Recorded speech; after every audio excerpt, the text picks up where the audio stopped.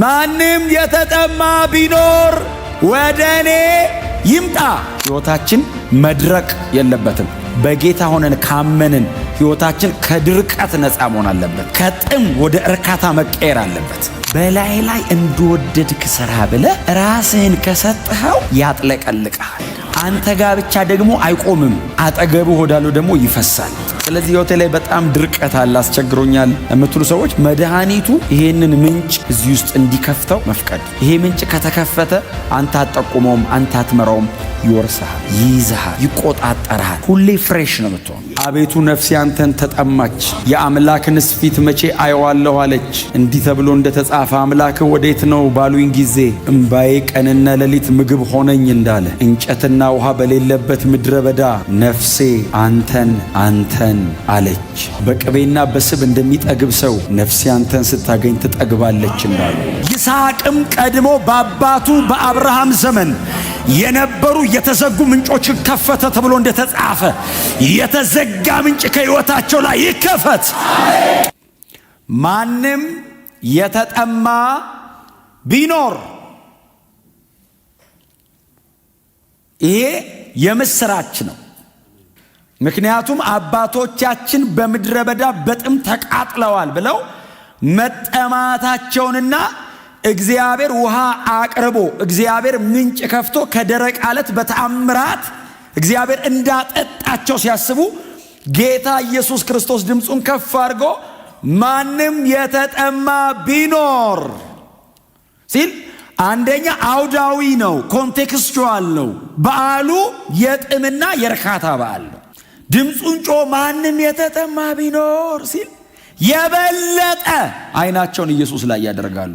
የበለጠ ኢየሱስን ያዩታል። ምን ሊለን ነው? የዘውልቁን ታሪክ መልሶ ሊሰብከን ነው ሲሉ ማንም የተጠማ ቢኖር ወደ እኔ ይምጣ አለ። ስሙን። ሙሴ አባቶቻቸው በጥም ሲቃጠሉ ወደ እኔ ኑ አይደለም ያለው፣ ወደ አለቱ ነው የወሰዳቸው።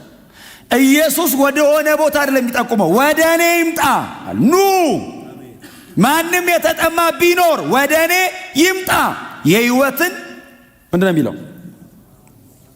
በእኔ የሚያምን መጽሐፍ እንዳለ ማለት ምን ማለት ነው? ብሉይ ኪዳን ላይ ያለ ማለት ነው ትርጉሙ። ምክንያቱም ኢየሱስ ሜንሽን እያደረገ ያለው ስክሪፕቸር ነው። ጌታ ኢየሱስ ወደ ኋላ ተመልሶ ጥቅስ እያስገባ ነው ለሚናገረው ነገር። በእኔ የሚያምን፣ ይሄ አሁን ነው። መጽሐፍ እንዳለ ያለፈ ጊዜ ነው። ለምናገረው ለዚህ ነገር የመጽሐፍ ቃል አለኝ ይላል ኢየሱስ። he was man of scripture አይደል? የመጽሐፉ ሰው ነው ኢየሱስ። መጽሐፍ ቅዱስ ላይ ወክ ያደረገው እሱ ነው። ማንም የመጽሐፉ ሰው የለም። መጽሐፍ ቅዱስን ሰው ሊተረጉመውና ሊያብራራውና ሊሰብከው ይችላል። ኢየሱስ መጽሐፍ ቅዱሱን ተራምዶታል። የተጻፈው በሙሉ ስለሱ ነው። እሱ እግሩን ብድግ እያደረገ ሲራመድ ከዘፍጥረት ጀምሮ እስከ ሚልኪያስ ድረስ ወክ አድርጎታል። የመጽሐፉ ሰው ነው። ከዚህም በኋላ የሚጻፈው ደግሞ ስለሱ ነው፣ ወንጌላት ላይ ስለሆነ ከዚህም በኋላ የሚጻፈው ስለሱ ነው። ስለዚህ የመጽሐፍ ቃል ኢየሱስ አመጣ። መጽሐፍ እንዳለ የሕይወት ውሃ ምንጭ ከውስጡ ይፈልቃል። እዚሁ ዮሐንስ ወንጌል ምዕራፍ 4 ላይ ስትሄዱ ቁጥር 10 ላይ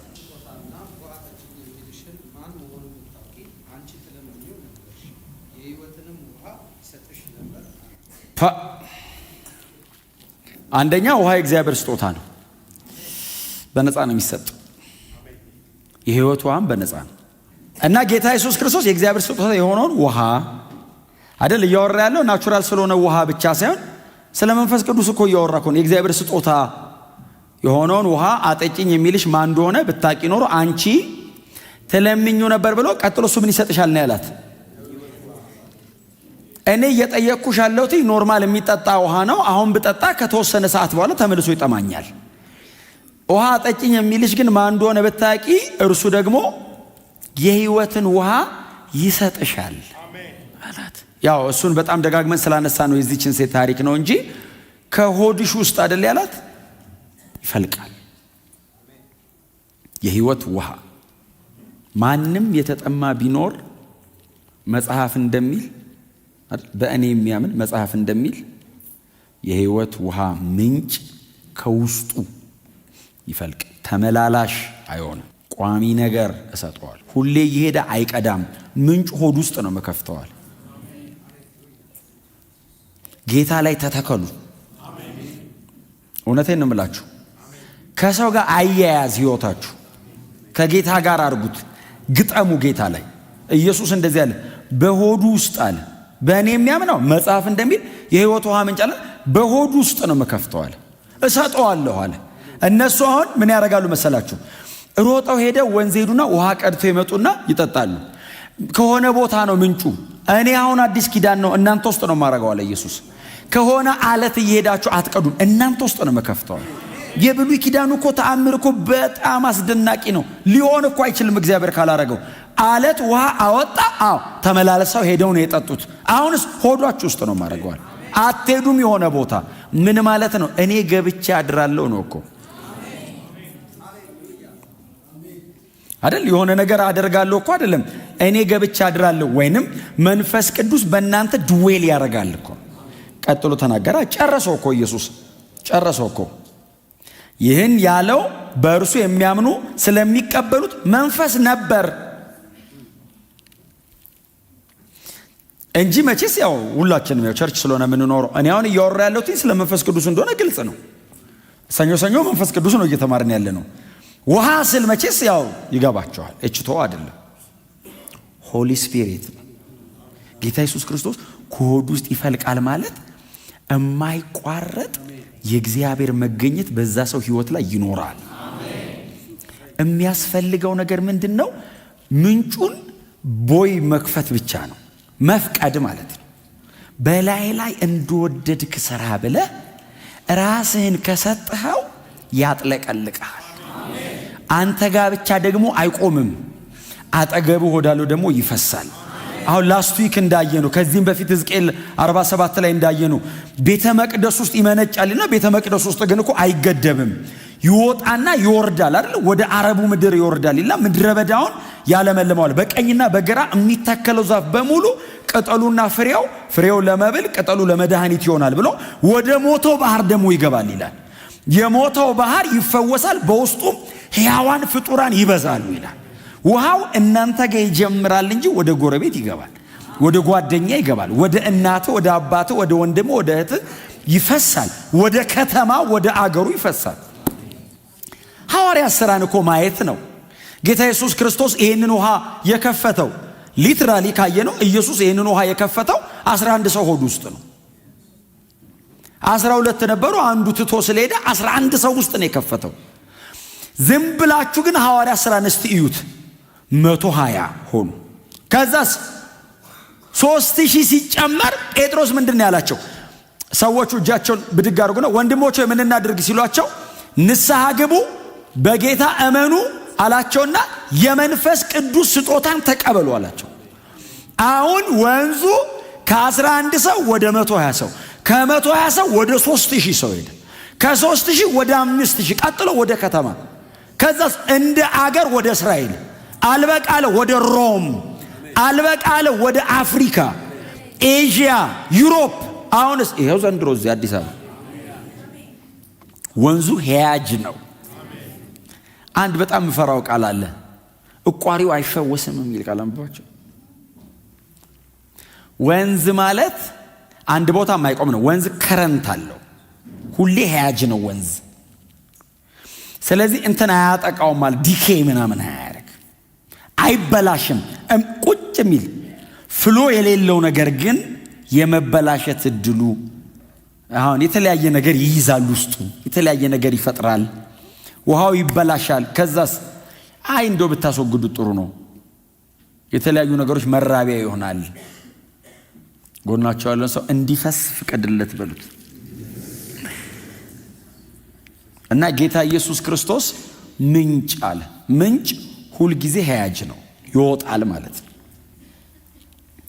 ያለቀለት አምላክ ነው እኛ ውስጥ ያለው። እኛ ነን የምናድገው። ይመነጫል ማለት ምንድነው? ትጨምራለህ ነው። ወደ ሙላት ይመጣል፣ ይቆጣጠራል። በክርስቶስ ኢየሱስ ያመናችሁ ይሄንን ኤክስፔሪየንስ እያረጋችሁ ካልሆነ ዛሬ ጀምሩ ይሄን ኤክስፔሪየንስ ማድረግ አለባችሁ። ህይወታችን መድረቅ የለበትም። በጌታ ሆነን ካመንን ህይወታችን ከድርቀት ነፃ መሆን አለበት። ከጥም ወደ እርካታ መቀየር አለበት። ምክንያቱም በእኔ የሚያምን ያለው ኢየሱስ ይሄንን ለመቀበልና በዚህ ለመሞላት ምንድነው ኳሊፊኬሽኑ? በእኔ ማመን፣ በጌታ ማመን ብቻ በዚህ ህይወት ለመኖር የመጀመሪያም የመጨረሻ መመዘኛ ነው። ክብር ለኢየሱስ ይሁን። ስለዚህ ህይወቴ ላይ በጣም ድርቀት አለ፣ አስቸግሮኛል የምትሉ ሰዎች መድኃኒቱ ይሄንን ምንጭ እዚህ ውስጥ እንዲከፍተው መፍቀድ። ይሄ ምንጭ ከተከፈተ አንተ አትጠቁመውም፣ አንተ አትመራውም፣ ይወርስሃል፣ ይይዝሃል፣ ይቆጣጠርሃል። ሁሌ ፍሬሽ ነው የምትሆን። መንፈስ ቅዱስ ጋር አብሮ የሚውል ሰው ያስታውቃል። አይቆራረጥም ህይወቱ። ሁሌ ፍሎ አለው። ሁሌ እሳት ነው። ሁሌ ሪቫይቭድ ነው። ሁሌ ወንጌል ሰባኪ ነው። ሁሌ በክርስቶስ ኢየሱስ የሚደነቅ ነው። የመንፈስ ቅዱስ ሥራ ይሄ ስለሆነ ማለት ከሆዱ ይፈልቃል አለ። ይህንንም ያለው በእርሱ የሚያምኑ ስለሚቀበሉት ስለ መንፈሱ ነው። አሁን ከፍ ከፍ ስል ሁሉን ወደ ራሴ እሰባለሁ የሚል ቃል አንባችኋል። ምዕራፍ 13 ላይ ዮሐንስ ወንጌል ላይ ከፍ ከፍ ስል አሁን ሁሉን ወደ ራሴ እሰባለሁ። አሁን ብዙ ጊዜ የሚመስለን ኢየሱስ ወደ አብ ሲያርግ ወደ ላይ ስለሆነ ወደ ላይ የሚስበን አይደለም የሚመስለው አይደል? ከፍ ከፍ ስል ማለት ከመሬት 3 ጫማ ብድግ ብሎ ነው የተሰቀለው። ኢየሱስ ከመሬት 3 ጫማ ነው ከፍ ያለው። አድናችኋለሁ እኮ ነው እንጂ ወደ አብ እሄዳለሁ አይደለም። እሱ ሌላ ነገር ነው። እንደዚሁ ገብቷችሁ ከሆነ በጣም በጎ ነገር ነው። ግን ጥቅሱ ግን ከመሬት 3 ጫማ ከፍል ስሞት አስታርቃችኋለሁ ወደ ራሴ እሰባለሁ ማለት ድነት ይከናወናል። አሜን ነው። የራሱ ያደረገን እዛ ጋ ነው። እና ዮሐንስ ወንጌል ላይ እንደነዚህ አይነት ሐሳቦች መስቀል አካባቢ ነው የሚሆኑት። እግዚአብሔር በሰው ገብቶ ለማደር የወሰነው የክርስቶስ ኢየሱስ የመስቀል ሥራ ቀን ነው። የዛን ቀን እግዚአብሔር ከኛ ጋር ታረቀ። መታረቁን የሚያሳየው እሱኛ ውስጥ ገብቶ በማደር ነው። ስለዚህ ኢየሱስ ገና ስላልከበረ መንፈስ አልወረደም ማለት ገና ነው። ኢየሱስ ገና ቆሞ እያስተማረ ነው፣ እየሰበከ ነው። መስቀል ላይ ከሚከፈለው ክፍያ በኋላ የምንቀበለውን መንፈስ ቅዱስን ጌታ ኢየሱስ ክርስቶስ አስቀድሞ አመልክቶ ተናገረ። ክብር ለእግዚአብሔር ይሁን። ቆፍረ ውሃ አታገኝም። እግዚአብሔር ደረቅ አለት ነው። አለቱን ተናገረው አይደል ያለው ሙሴ። ትዝ አይላችሁ? የዳስ በዓልን ሲያስቡ የሚያስቡት አንዱ እሱን ስለሆነ አለቱን ተናገረው ውሃ ያወጣልሃል ሲለው ትዝ ይላችኋል።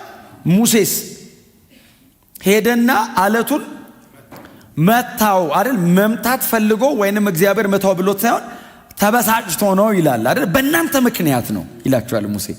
ህዝቡ አስመረሩት ሙሴንና ብድግ አድርጎ አለቱን መታው፣ እንደገናም ደግሞ መታው ይላል። ከዛ ውሃ ወጣ ይላል። እግዚአብሔር ታማኝ ስለሆነ ህዝቡ በጥም መሞት ስለሌለበት ሙሴ ተላልፏል። እግዚአብሔር ተናገር ነው ያለው፣ እሱ መጥቶበታል። ውሃ ወጣ። ያ ውሃ ሲወጣ እግዚአብሔር ያሳያችሁ፣ ያ ሁሉ ህዝብ ተሰብስቦ ውሃውን ጠጣ፣ ረኩ፣ አመሰገኑ። እግዚአብሔር ሙሴን እፈልግሃለሁ አለው። እፈልጋለሁ ና አለው። ምን ነው አለው? እፈልግሃለሁ አለው። ና ለብቻ አለው። ከዚህ ሪቫይቫል በኋላ ማለት ነው ውሃ ወርዶ አቤት በሲና ምድረ በዳ እግዚአብሔር ውሃ ወጣ። አዎ ዘምረው ሲጨርሱ ና እፈልግሃለሁ። ምን ነው ሲለው በዚህ ህዝብ ፊት አልቀደስከኝምና አትገባም አለው። አረ እግዚአብሔር ጨርሰናል አለው። አልቀደስከኝም እኮ ነው ተናገር ያልኩን ለምን መታኸው አለው። ምንድነው? በጣም እግዚአብሔርን ስትጠጉት እግዚአብሔር እናንተ ላይ ጠንካራ ይሆናል። ህዝቡ ከዛ የባሰ በጣም ብዙ ነገር አድርጎ እግዚአብሔር ታግሷል። ሙሴ እኮ ተናገር የተባለውን መታ ተብሎ እኮ ነው። የዳስ በዓል ላይ ህዝብ እስራኤል በኢየሩሳሌም ተሰብስበው እያከበሩ እያለ ጌታ ኢየሱስ መጣ። በዓል አይደለም መጀመሪያ የመጣው ኢየሱስ፣ ወደ በዓሉ አልመጣም። እና ወደ ቤቱ ሄዶ ጌታ ኢየሱስ ክርስቶስ ከወንድሞቹ ጋር፣ ምክንያቱም ወንድሞቹ ስለሚል እናንተ ግቡና አንብቡት ምዕራፍ 7 እኔ አይደለም ጥቅስ ነው። እዚህ ውስጥም እናንተም ተመሳሳይ ነገር ስለምታነቡ እና ከወንድሞቹ ጋር ቁጭ ብሎ ሲያወራ ወንድሞቹ ምን አሉት? በተለይ አንደኛው ምናልባት ያዕቆብ ሊሆን ይችላል። በኋላ የያዕቆብ ደብዳቤን የጻፈው የኢየሩሳሌም ቤተክርስቲያን ፓስተር የነበረው ጌታዬና አምላኬ ያለው ያዕቆብ ማለት ነው። እሱ ሊሆን ይችላል። ምክንያቱም የቤት ውስጥ ከኢየሱስ ቀጥሎ የምታገኙት ሰው እሱ ነውና ጠጋሎና በዓል ነው ለምን አትወጣም አለው። ኢየሱስን ሊገሉት ፈሪሳውያን ይፈልጉ ነበርና የሚቃላለ ባይዘው ኢየሱስ ለመገደል ይፈልጋል እና እኔ መሲህ ነኝ የሚል አይነት ትምህርቶች እያስተማረ ስለሆነ ከአንዱ ከእግዚአብሔር በቀር ይህንን ሊያደርግ የሚችል ማንም የለም እየተባለ ስለሆነ ወንድሙ ነው ያውቀዋል። በአካል በአይነ ሥጋ አብሮት አለ። 30 ዓመት አካባቢ አንድ ቤት ነው የኖሩት። ስለዚህ ነኝ የምትል ከሆነ እስቲ ውጣ አለው። አይቀበሉትም ነበር ኢየሱስን። ባይዘው ምንድን ነብይ በገዛ አገሩ አይከበርም የሚል ቃል አለ። ደግሞ ሳይከበር አይቀርም የሚል ደግሞ አንድ ትርጉም አንብቤ ነበር። አይከበርም የሚልና ግን እዛው ደግሞ ተመልሶ መከበሩ አይቀርም ነው። አናከብርህም ያሉት ናቸው በኋላ ጌታዬና አምላኬ ያለው ይሄው ነው ራሱ ነው ያለው። ሳይከበርም አይቀርም ባይዘው አይከበርም ጋር እንዳቀሩ በኋላ ላይ ራሱን ሊገልጥ እየወደደ የሚሰወር የለም አለው። በጣም ከባድ ንግግር ነው አይደል? ራስን መግለጥ ትፈልጋለህ፣ መሲህ ነኝ ብለሃል፣ ታዲያ ለምን ትሰወራለህ? ይህንን የመሰለ እድል እንዴት ያልፋል አለው። ለመገለጥ ከፈለክ እኮ ይሄው የዳስ በዓል አለው። ይሄ ሁሉ ህዝብ የተሰበሰበ ውጣ እስቲ ሲለው ጌታ ኢየሱስ ክርስቶስም ከመካከላቸው ፈቀቅ አለ። መጀመሪያ ኢየሱስ አልወጣም፣ ቀድመውት እነሱ ናቸው የወጡት። ኢየሱስ በኋላ ላይ መጣ ይላል። በበዓሉ የመጨረሻ ቀን ላይ መጣ። በሰባተኛው ቀን ውሃ ከምንጭ ሄደው ቀድተው አምጥተው የሚጠጡበትና የሚያፈሱበት ሰዓት ላይ ኢየሱስ መጣ። በዓሉ ላይ የመጨረሻዋ ቀን ላይ ቀስ ብሎ ኢየሱስ መጣ። ህዝብ ሁሉ በተሰበሰበበት መካከል ኢየሱስ በመካከላቸው ድንገት ተገኘ። ከዛ በኋላ ነው ስለ ማንነቱ እያወራ ከቁጥር 25 ጀምሮ እናንተ በኋላ አንብቡት። ከቁጥር 25 ጀምሮ እሱ ማን እንደሆነ በዓሉ ላይ ተናገረ። እርሱ ኢየሱስ ክርስቶስ እንደሆነ ተናገረ። እኔ የምትጠብቁት ክርስቶስ ነኝ አለ። እኔ ነኝ ክርስቶስ፣ እኔ ነኝ መሲሁ ብሎ ተናግሮ ነው ቅድም ያነበብኳትን ቁጥር 37 ሳነበው ሰምታችሁኛል። በበዓሉም የመጨረሻ ቀን በሰባተኛው ቀን ላይ ጌታ ኢየሱስ ክርስቶስ ወደ በዓሉ መጣና ድምፁን ከፍ አደረገ ይላል። አሁን እኔ ይሄንን ማይክ ባልጠቀም በጣም እቸገራለሁ እናንተን ድምፄን ማሰማት። ጌታ ኢየሱስ ክርስቶስ እያገለገለ ወይንም ይሄንን ንግግር እየተናገረ ያለው እንደዚህ አይነት አዳራሽ አይደለም፣ ሜዳ ነገር ነው። ሜዳ ነው። ሜዳ ደግሞ ድምፅ ይበትናል በራሱ። ቀጥሎ በዓል ነው፣ ትርምስ ነው። በጣም ብዙ ህዝብ ነው ያለው። ኢየሱስ በዛ መሃል ሁሌ ጌታ ኢየሱስ ክርስቶስ ካለ ሐሳብ ይወስዳል። ከምንም ነገር ውስጥ ሆናችሁ ኢየሱስ ከመጣ አቴንሽናችሁን ይሰርቀዋል። እና ምንም ነገር እያደረጉ ድንገት ኢየሱስ ከመጣ ሁሉም ሰው አይኑን ኢየሱስ ላይ ነው የሚያደርገው። እና ሁሉም አይኑን ወደ ኢየሱስ መጣ ያ ሰውዬ ይባባላሉ።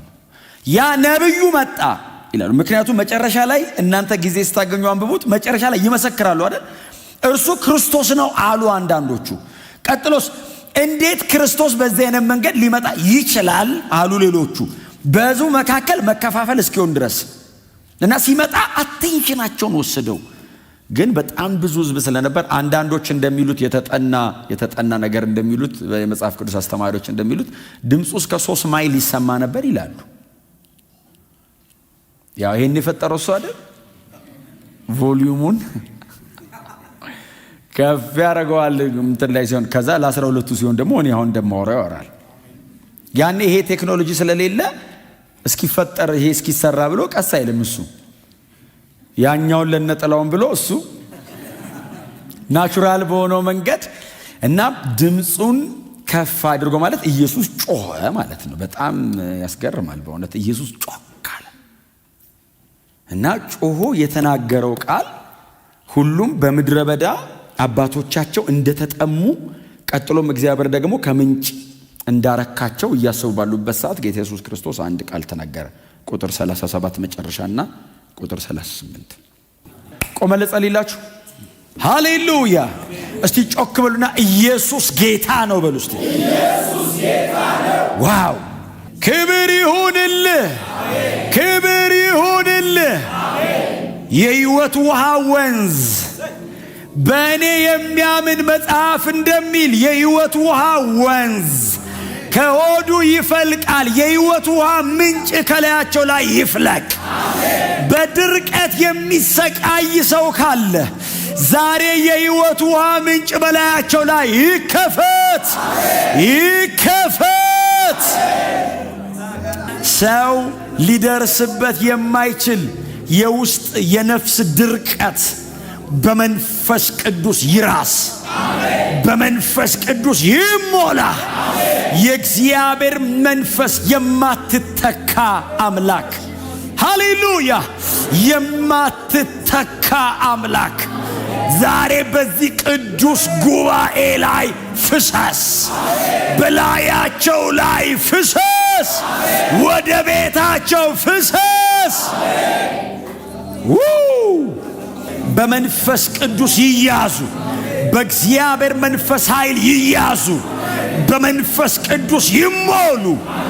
አንደበታቸው የእግዚአብሔር እሳት ይናገር፣ ሕይወታቸው የእግዚአብሔርን እሳት ያጋባ። አረማመድ አቋማቸው የመንፈስ ቅዱስን ኃይል ያሳይ። የተጠጋቸው የእግዚአብሔር ኃይል ይጋባበት። አብረዋቸው የሚኖሩ በመንፈስ ቅዱስ ይወረሱ። አብረዋቸው የሚመላለሱ በመንፈስ ቅዱስ ይወረሱ። አጋንንት የማይችላቸው የመናፍስቱ ዓለም የማይቋቋማቸው ወይ ጉድ! ወዳጆቼ በእውነት ነው የምላችሁ፣ በአእምሮ ብቻ አይቻልም ክርስትና። በአእምሮ ብቻ ይሄንን ዓለም ሲስተሙን ማሸነፍ አይቻልም። እግዚአብሔር በላያችሁ ላይ እሳቱን ይጣል። እግዚአብሔር በላያችሁ ላይ የመንፈሱን ክብር ያስቀምጥ። ሃሌሉያ!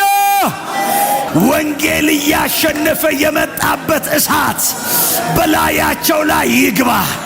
ወንጌል ድል እያደረገ የመጣበት የእግዚአብሔር እሳት በላያቸው ላይ ይግባ።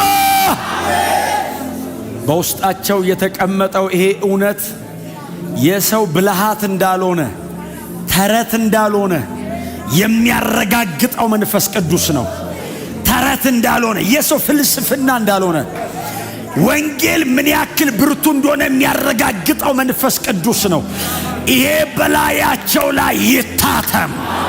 ጌታ ኢየሱስ ከሞት የተነሳበት ያ የመንፈስ ቅዱስ ኃይል ወንጌል እውነት እንደሆነ በላያቸው ላይ ያረጋግጥ። ለስብከታቸው ማስረጃ መንፈስ ቅዱስ ይሁን። ለሕይወታቸው መግለጫ መንፈስ ቅዱስ ይሁን። ክርስትና እውነት እንደሆነ ማሳያው መንፈስ ቅዱስ ይሁን። በንግግር ማሸነፍ መቻላቸው እንዳይሆን፣ በጣም አንደበተ ርቱዕ መሆናቸው እንዳይሆን የእግዚአብሔር መንፈስ በላያቸው ላይ ይመስክረው። ወዳጆቼ ወንጌልን እውነት ያደረገው የጴጥሮስ ንግግር አለመቻል ወይንም የጳውሎስ ተናጋሪነት አይደለም። በሰዎቹ ፐርፎርማንስ ላይ አይደለም የተመሰረተው። ወንጌል በመንፈስ ቅዱስ ኃይል የሚሰበክ ነው። ጌታ ኢየሱስ እንደዚህ ያለ ምርጫ የሌለው ነገር ነው የተናገረው። ማንም የተጠማ ቢኖር አለ፣ ጥሪ ነው ይሄ፣ ወደኔ ና አለ፣ ኑ አለ፣ በእኔ የሚያምን አለ። ሃሌሉያ ሃሌሉያ። ምድረ በዳ ላይ መንጭቶ ጠጥተው ድጋሚ እንደጠማቸው ሳይሆን በእኔ የሚያምን መጽሐፍ እንደሚል የሕይወት ውሃ ምንጭ በጌታ በኢየሱስ ክርስቶስ ስም የተዘጉ ምንጮች ይከፈቱ። የተዘጉ ምንጮች ይከፈቱ። አዎ ይስሐቅም ቀድሞ በአባቱ በአብርሃም ዘመን የነበሩ የተዘጉ ምንጮች ከፈተ ተብሎ እንደተጻፈ የተዘጋ ምንጭ ከሕይወታቸው ላይ ይከፈት። ቀድሞ ይለማመዱ የነበረው አሁን ግን የደከመባቸው ያሸንፍ። እንደገና እየሰበረ ይውጣ። እንደገና እያሸነፈ ይውጣ። ድሮ የነበረ እሳት የቀዘቀዘ በእጥፍ ላያቸው ላይ ይንደድ። ድሮ የነበረ ህልም፣ ድሮ የነበረ ራእይ ድሮ የነበረ የጸሎት ጉልበት አሁን ደክሟል የሚሉት በጌታ በኢየሱስ ክርስቶስ ስም በእጥፍ እላያቸው ላይ ይግባ። በተለየ መንገድ በላያቸው ላይ ይገለጥ። ቀድሞ የነበሩ ስጦታዎች እንደገና ይታደሳሉ። የእግዚአብሔር ቃል ሲናገር እንደዚህ ይላል፣ ይስሐቅም በአባቱ በአብርሃም ዘመን የነበሩ የተዘጉ ጉድጓዶችን ከፈተ። ረሆቦት ያለው እኮ ያኔ ነው። እግዚአብሔር አሰፋልን አለ፣ በምድርም ላይ እንበዛለን። ምንጭ ነው የከፈተው፣ እንበዛለን አለ። ያውላችሁ ውሃ የህይወት ምልክት ስለሆነ ዛሬ ጸልያለሁ፣ የተዳፈነ ነገር ይቀስቀስ።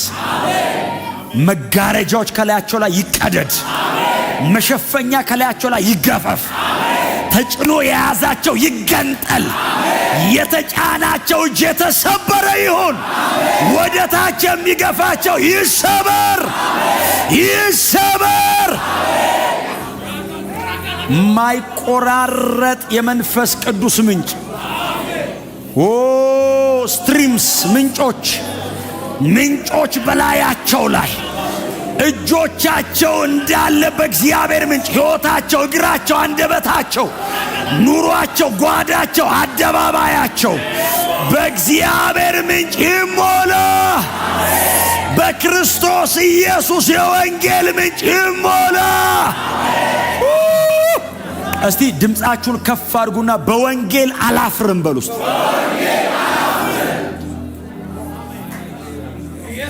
እንደገና ድገሙና አደባባይ እሰብከዋለሁ በሉ። ውስጥ ይኸውላችሁ ሐዋርያት ሥራ ምዕራፍ 2 ላይ ይሄ ምንጭ ሲፈነዳ ያደረገው ይሄንን ነው። በየአደባባዩ መጮ ጀመሩ ሰዎቹ። በጌታ በኢየሱስ ክርስቶስ ስም በተከፈተላቸው በር በሙሉ ወንጌል የሚያሰብክ እንደዚህ አይነት ኃይለኛ ጎርፍ ላያቸው ላይ ይውረድ። ሌላ የላቸውም ወይ እስክትባሉ ድረስ ከኢየሱስ ውጪ የማያወሩ ይሁኑ። አንሱ እጆቻችሁን። ክብር ይሆንልህ። እናመሰግናል። በጣም የሚገርም ነው። ተሸምድደ ተጠንተ እንዲህ ተብለ ማታልቅ ለዘመን መጀመሪያ መጨረሻም የሌለ የዘላለም አምላክ የሆንክ እግዚአብሔር መንፈስ ቅዱስ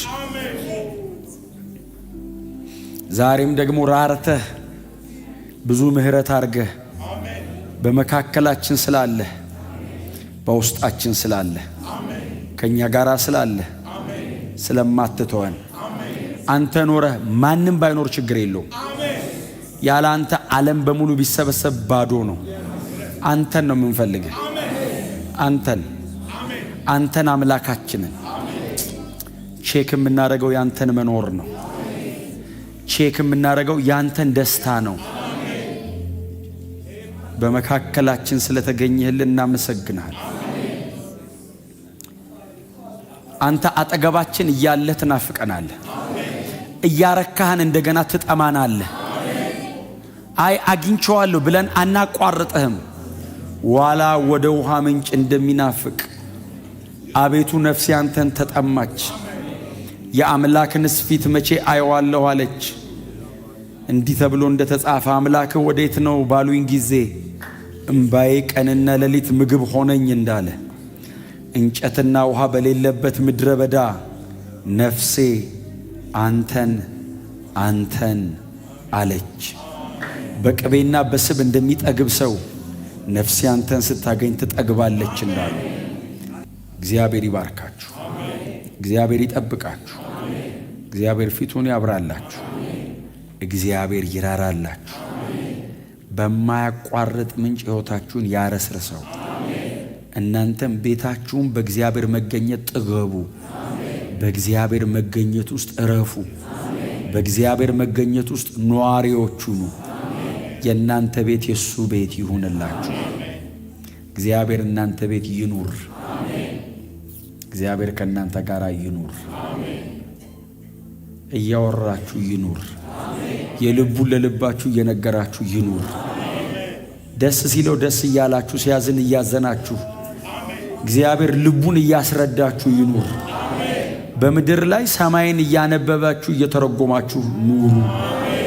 እግዚአብሔር ቤታችሁን በሰላም ይሙላው። ከሰማያት ረድኤት ይላክ፣ ለዘላለም በፊቱ ያጽናችሁ። በስመ አብ በወልድ በመንፈስ ቅዱስ ስም ተባረኩ።